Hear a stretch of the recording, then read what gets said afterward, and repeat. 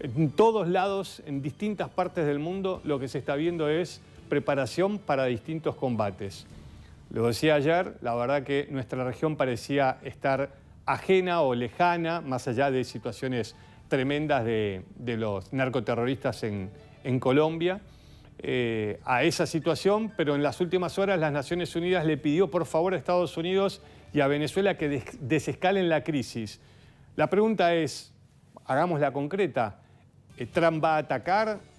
¿Caracas va a bombardear el Palacio Presidencial?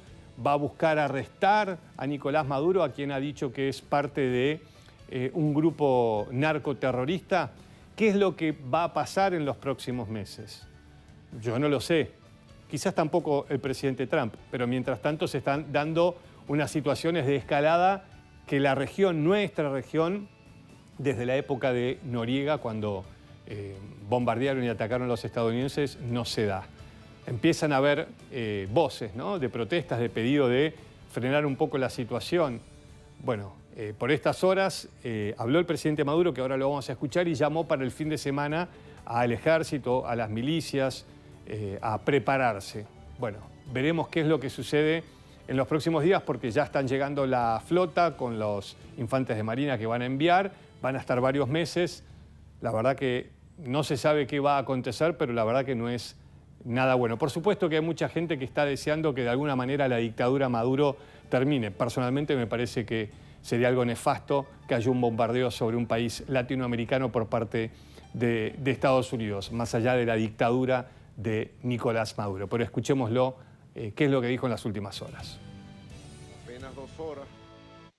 Rechazamos de manera categórica las órdenes del gobierno de los Estados Unidos de desplegar fuerzas militares bajo pretextos falsos con la clara intención de imponer políticas ilegales, injerencistas y contrarias al orden constitucional de los estados de América Latina y el Caribe. 3. Denunciamos ante el mundo que el despliegue militar estadounidense en aguas del Caribe, disfrazado de operaciones antidrogas, representa una amenaza a la paz y a la estabilidad de la región y constituye una violación flagrante del derecho internacional y de la Carta de las Naciones Unidas, que consagran el respeto a la soberanía, la igualdad de los estados y la autodeterminación de los pueblos. Exigimos el cese inmediato de cualquier amenaza o acción militar que vulnere la integridad territorial y la independencia política de los estados de América Latina y el Caribe, así como el respeto irrestricto al marco jurídico internacional y a los mecanismos multilaterales de solución pacífica de controversia. No esperemos nada sino de nosotros mismos. Bueno, y la pregunta es la misma que compartía con ustedes. ¿Esto lo debilita o lo hace más fuerte a Nicolás Maduro? Yo creo que lo hace más fuerte, por lo menos por ahora, ¿no? En forma paralela va lo que ya vimos hace tantos años, que es no respetar lo que vota o votó en algún momento el propio ciudadano venezolano. Ahora voy a hablar de una noticia que se conoció en estas últimas horas, pero cómo en realidad está ligado con otros temas, ¿no? En países diferentes, pero cómo todo está conectado. Voy a tratar de ver si lo puedo explicar de esa manera. La noticia tiene que ver puntualmente, en este caso, con Corea del Norte. Corea del Norte y una base secreta de misiles. Esto lo acaba de conocer o hacer conocer un estudio muy profundo que se hizo en los Estados Unidos. Bueno, obviamente se sabe que el régimen de Kim Jong-un está avanzando cada vez más en el lanzamiento de misiles. Les diría que heredó de su padre, un aficionado del cine. De hecho, bueno, vamos a escuchar en algún momento también el sonido ambiente de lo que está transmitiendo la colega norcoreana. Digo, heredó de su padre la afición por el cine y todas estas puestas en escena son cinematográficas. Bueno, su padre secuestraba directores de cine de Corea del Sur, ¿no? Pero bueno, más allá de esto, la noticia tiene que ver con esta sorpresa y que claramente se transforma en una amenaza para Estados Unidos, porque esa base no se conocía hasta ahora. Es en esa base secreta de misiles, posiblemente de este tipo, tendría el régimen de Kim Jong-un misiles con capacidad nuclear. Repito, están en la frontera con China, y este es el dato con el que me voy a apoyar para tratar de ir acompañando otras situaciones que se van a dar a lo largo del programa. Corea del Norte, a partir del año 2019, aceleró su desarrollo misilístico y nuclear. ¿Y a partir de qué situación? A partir de el no haber llegado a un acuerdo con Donald Trump. ¿Se acuerdan toda la pompa, toda esa situación de show, de algo realmente impensado, que era el presidente Trump cruzando la frontera, dándole la mano a Kim Jong-un, Kim Jong-un escribiéndole cartas? Otra vez va con lo que venimos comentando esta semana, ¿no? Esa visión que el exdirector de Seguridad Nacional, John Bolton, nos explicaba, ve del presidente, ¿no? Esa visión de que él cree que Kim Jong-un es su amigo o que Putin es su amigo, y después sobre la práctica se da una situación muy diferente. No solo eso, sino que no son amigos y que siguen el rumbo que sus regímenes quieren seguir. En este caso, Corea del Norte le acaba de mostrar a Estados Unidos que, más allá de las promesas de lo que pueda haber pasado y de las cartas de amistad entre Trump y Kim Jong-un, ellos siguen desarrollando misiles. Misiles que los desarrollan también gracias a esa alianza que han establecido con Rusia, ¿no? Porque muchos analistas explican y están informando que parte de la tecnología que está obteniendo a nivel nuclear Corea del Norte, más allá de la que desarrolló, por ejemplo, el tema del lanzamiento de un nuevo y moderno buque, tiene que ver con Rusia. Y eso se lo da a Rusia por los soldados que Kim Jong-un está mandando a pelear no solamente en territorio ruso, sino ahora también dentro del territorio ucraniano. Y esto es el clic que quería compartir con ustedes, ¿no? El tema que Corea del Norte aceleró, de acuerdo a este estudio que habla de esta base secreta, el desarrollo de misiles a partir de que no hubo macheo, no hubo ningún tipo de avance más allá de todo el show mediático con Donald Trump, ¿no? Entonces la pregunta es: ¿de qué sirvió esa visión, de esa política que tenía Trump en su primera presidencia y que hoy está acelerada y abonada aún más, ¿no? Que lo vimos con el fracaso de esta cumbre entre Trump y Putin, que, dicho sea de paso, tratando de mantener el hilo de los que les quiero compartir, en estas horas Ucrania acaba de ser bombardeada como pocas veces en las últimas semanas. La imagen que vamos a ver tiene que ver con eso. Más allá de lo que se habló en Alaska, que parece el 1720, y de todas las promesas y de que Putin quería una cumbre y las manos que se acarician y los abrazos, bueno, Rusia sigue obviamente en la suya, y la suya es seguir avanzando cada centímetro, cada día que se pueda, aún más. Y en este caso, con más de 450 drones, mientras escuchamos las baterías antiaéreas ucranianas, y 40 misiles. Y todo está girando tan rápido que por estas horas, a veces se hace tan largo el día que digo, lo leí bien temprano a la mañana o se los comenté ayer. Bueno, en estas horas, porque fue hoy, el Kremlin dijo: de ninguna manera nosotros estamos a favor de que entren tropas europeas a Ucrania, ¿no? Es decir, la palabra seguridad, ¿se acuerdan que yo les decía que se hablaba tanto? Que era buscar una seguridad para Ucrania, para que a su vez pueda firmar algo con Rusia. Bueno, los rusos acaban de decir: de ninguna manera, no vamos a dejar para nada que entren ni británicos, ni franceses. Bueno, con lo cual, todo lo que se habló la semana pasada quedó en la nada. Tanto es así,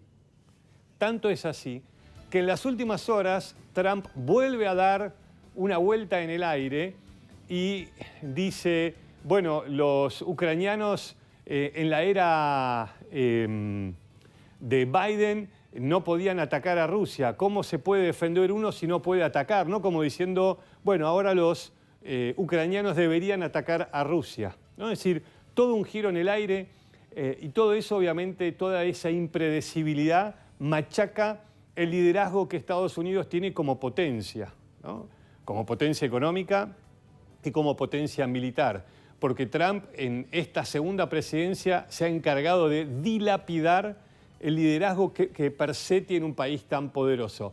Entre otras cosas, porque no genera confianza, porque cambia de opinión cada 2 minutos. Y yo se los había comentado hace unos días que a nivel internacional mucho se debate y se habla sobre la expresión de gallina, lo digo con todo respeto, pero es lo que se habla en muchos análisis a la hora de ver cuál va a ser la reacción o no del presidente Trump.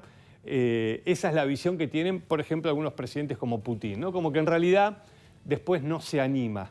Y hoy estaba leyendo algún artículo, no me acuerdo en qué medio, que decía, y si algo Estados Unidos no puede tener es miedo. No digo porque esté bien o esté mal, digo por su potencia per se. No puede ser una potencia y tener miedo a... pero bueno, ¿no? ¿Cómo se concatena lo de Corea del Norte con lo que estamos viendo con la cumbre que no fue? Después lo vamos a ver con otro tema de Irán. Y siempre hablamos de los símbolos. Los símbolos a veces son imágenes fuertes, como estas, que en realidad es simplemente una bandera. Pero esa bandera, como lo comentábamos en más de una oportunidad, cuando eran los rusos que mostraban sus banderas ondeando en pueblos que a veces las agencias internacionales, en este caso como Reuters, tratan de verificar si esa casa está sobre esa ruta para ver realmente si son ciertas o no. Bueno, en este caso la verificación da que es un poblado que Ucrania recuperó muy pequeño. Es quizás la nada dentro de lo que es la guerra, pero constantemente los combates se dan en la guerra, en lo económico, en lo mediático y en las imágenes. Y una simple bandera en todo conflicto genera, obviamente, todo un símbolo. Y hablando de símbolos, ahora quería mostrarles una fotografía y con eso darles la información de algo que puede llegar a cambiar el frente de batalla en la guerra. El tema es si para cuando Ucrania lo pueda gestionar en grandes cantidades, todavía está en pie. Flamingo, ese es el nombre de este misil que tiene un alcance de 3.000 kilómetros, es decir, puede entrar muy adentro, dentro del territorio ruso, y al mismo tiempo me parece que es importante ver que si los ucranianos ahora pueden producir en masa este misil, quizás no tengan que depender de los HIMARS de los Estados Unidos o de otros misiles de largo alcance que, por ejemplo, ahora estaban viendo si le daban los alemanes, ¿no? Porque hasta ahora los misiles de largo alcance que los ucranianos tienen que usar a cuentagotas son para golpear dentro del territorio ruso y para que eso genere un efecto en el frente de batalla, es decir, todo lo que abastece a los rusos dentro del frente de batalla.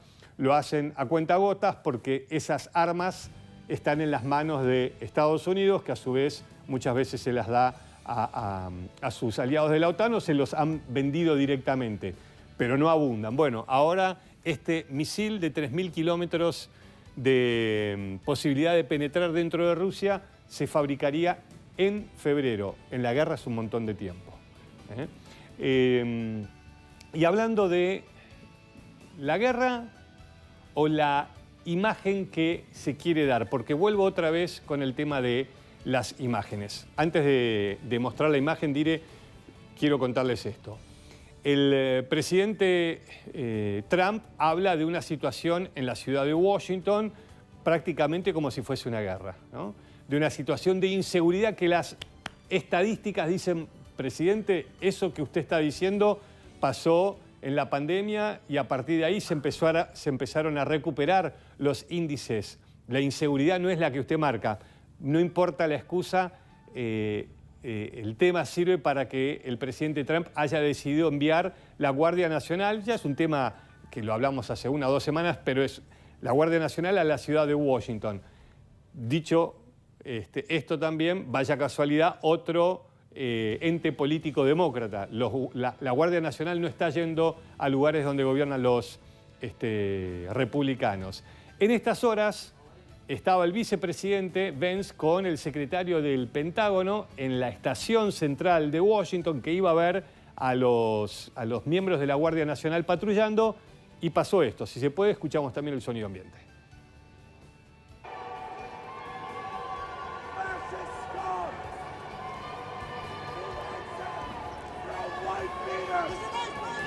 Le gritan fascista al vicepresidente Vance. Y bueno, fíjense, ahí está de traje, se abre un poco la imagen. Manifestantes, gente obviamente contraria a esta decisión de enviar a la Guardia Nacional, al FBI, que la verdad que no son fuerzas que están preparadas para eventualmente luchar contra el crimen en una ciudad. Pero a todo esto, quizás en los próximos días veamos la imagen también, porque hoy a la noche tenemos un poquito de diferencia horaria con Washington, pero quizás no llegue la imagen de Trump yendo a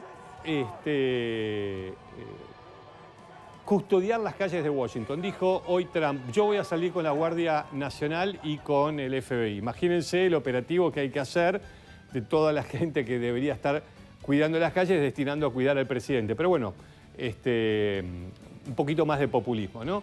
El tema es que esto está generando una grieta cada vez más profunda. Y vuelvo con lo mismo. La Guardia Nacional no está ni en estados ni en ciudades republicanas. Empieza a estar en lugares donde están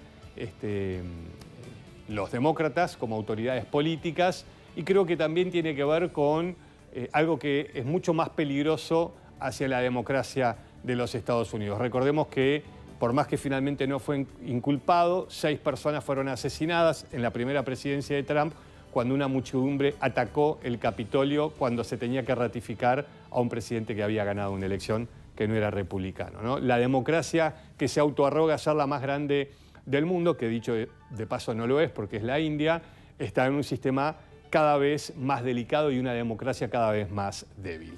Mientras los israelíes, los familiares de los secuestrados, tienen el corazón en la mano porque ahora el primer ministro dice que va a negociar para que liberen a los rehenes, y obviamente esto genera esperanza. La realidad es que sobre el terreno, donde el lugar donde se cree que puedan estar los rehenes, hay una ofensiva militar en marcha por parte del ejército israelí. La orden dada por el propio Benjamín Netanyahu, que eso ha generado incluso marchas de protesta en el día de hoy de miles de personas en Tel Aviv.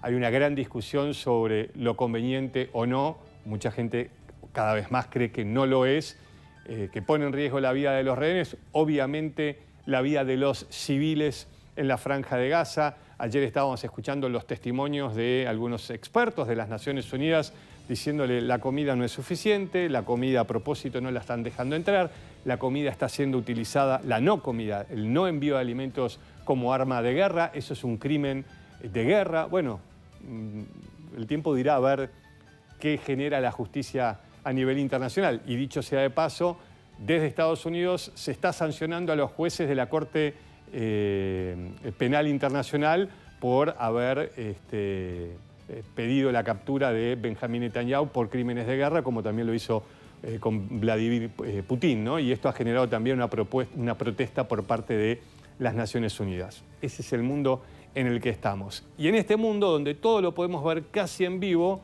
la situación de los civiles, no estoy hablando de los terroristas, de los civiles en la Franja de Gaza es cada vez peor, cada día aún más dura. Si se puede pensar que un día puede ser peor que el otro, sí, eso está sucediendo.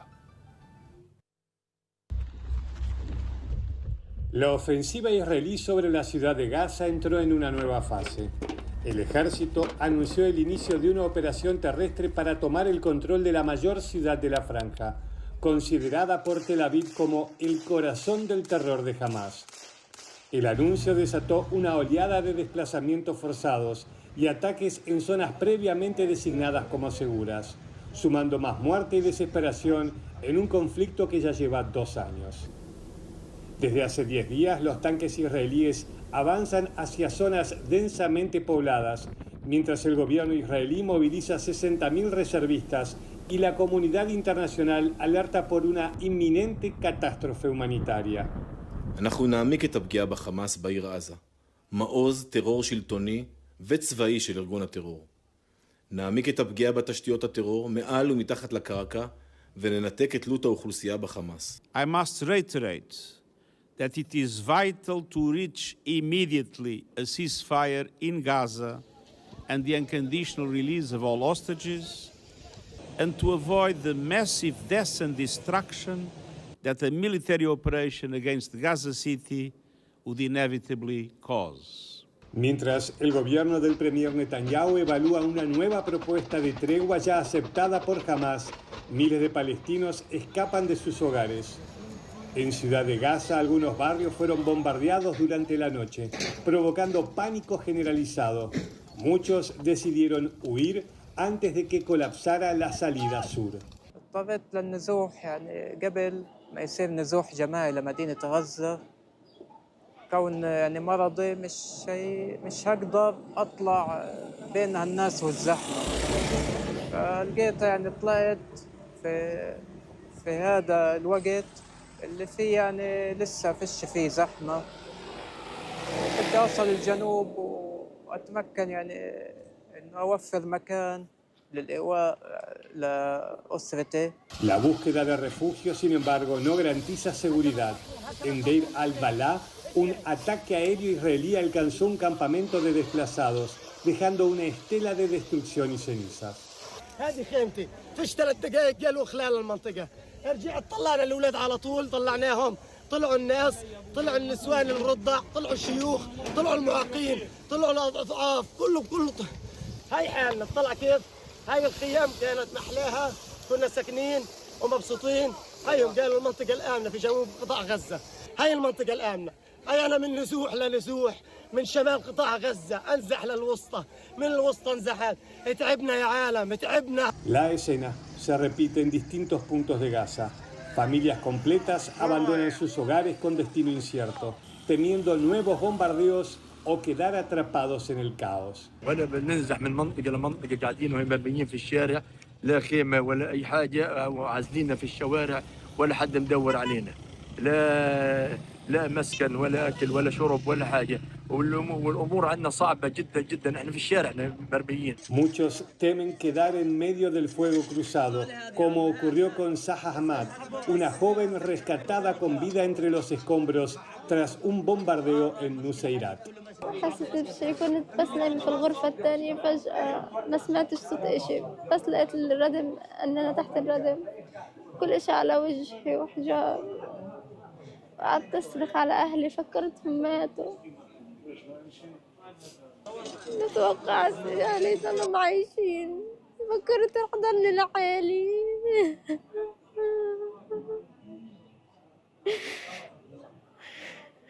En medio del éxodo, muchos palestinos improvisan campamentos o intentan encontrar refugio en escuelas, pero ni siquiera ahí se sienten a salvo. مفيش امان، خوف في اي واحد في اي لحظه بتلاقي الصاروخ نازل في المنطقه اللي انت فيها. ولسه كانوا جنبينا ضربوا ناس في غرفه في عماره جنبينا، واحنا الله اللي سطر يعني. بديش اقول لك الشظايا ولا هذا، ممكن عشان يصيدوا واحد او يضربوا واحد مطلوب او شيء ممكن احنا نروح فيها. فاحنا قلنا نختصر يعني ونحاول قدر المستطاع، والاعمار بيد الله انت عارف قبل. إذا نقدر إن إحنا نقعد نأمن مكان وهذا، وإحنا إيش بيقولوا إيش بنطلع، إيش بدنا نسوي، فيش بيدينا حيلة يعني. El comisionado general de la Agencia de las Naciones Unidas para Refugiados Palestinos advirtió que la situación humanitaria en Gaza se agrava drásticamente con un aumento de 6 veces el número de niños gravemente desnutridos desde marzo. Alertó que más de 200 personas ya murieron de hambre y que muchos no sobrevivirán a la nueva ofensiva militar israelí en la ciudad de Gaza. Donc on a une population qui est extrêmement affaiblie, qui va être confrontée à une nouvelle opération militaire majeure. On pensait qu'on avait déjà tout décrit de Gaza, on avait décrit l'enfer sur terre à Gaza, mais effectivement, si ce scénario devait se mettre en place, même si on parle de l'évacuation des gens de Gaza au sud, beaucoup n'auront même plus la force de pouvoir se déplacer. Sur la base des informations venant de nos centres de santé, où un enfant sur 3 est à Gaza centre Gaza City et le nord de Gaza est sévèrement mal nourrie. Beaucoup parmi eux ne vont pas survivre. Donc plus de personnes vont mourir dans les jours et les semaines à venir en raison de cette faim. Maintenant, soyons très clairs.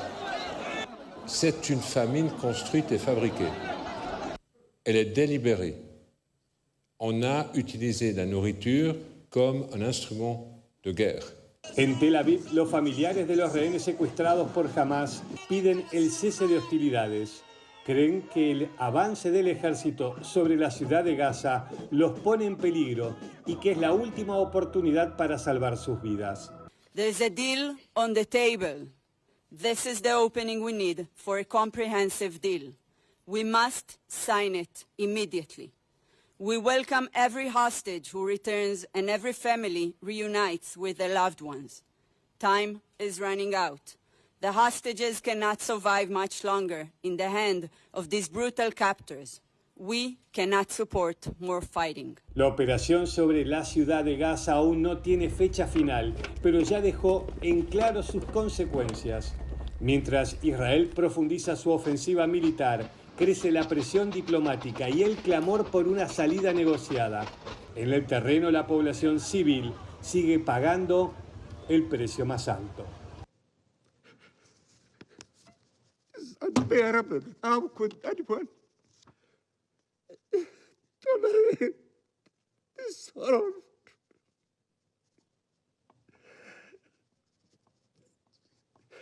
Excuse me, Mr. President. I have grandchildren. I know what they mean to their families. And to see the situation of the Palestinians without us having hearts to do something is beyond the ability of any normal human being to tolerate.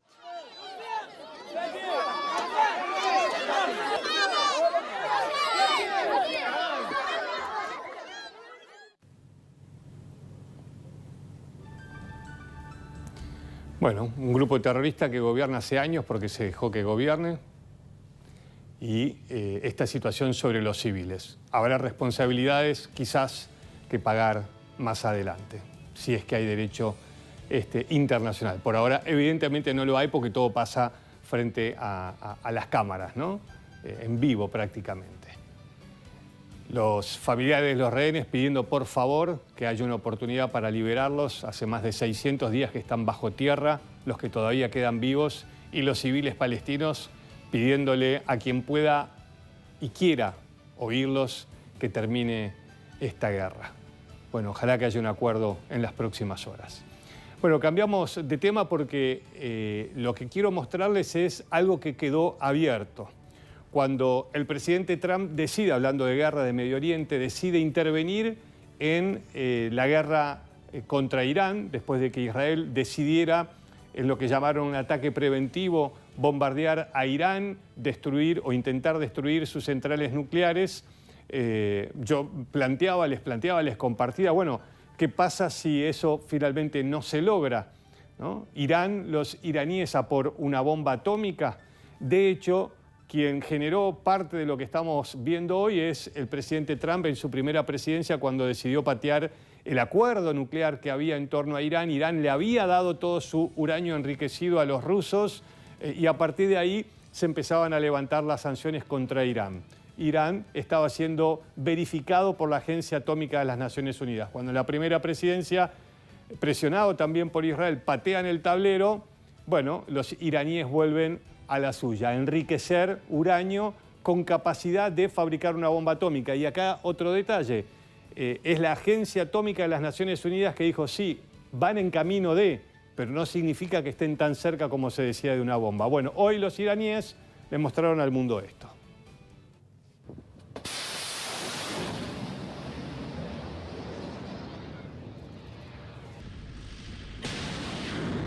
Por si no quedaba,